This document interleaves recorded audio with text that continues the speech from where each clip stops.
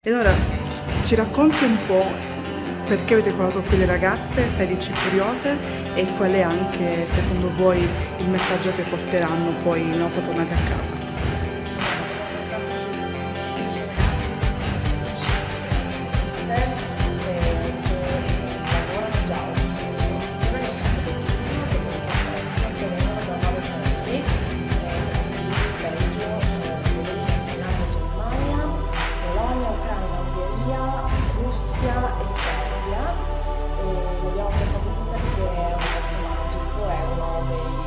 Delle perle della nostra regione e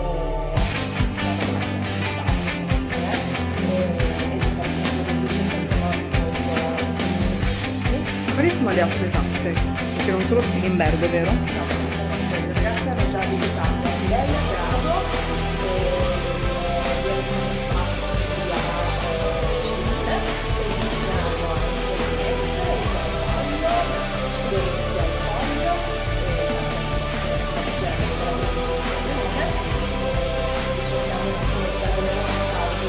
Qual è il luogo che le ha incuriosite e anche sorprese di più?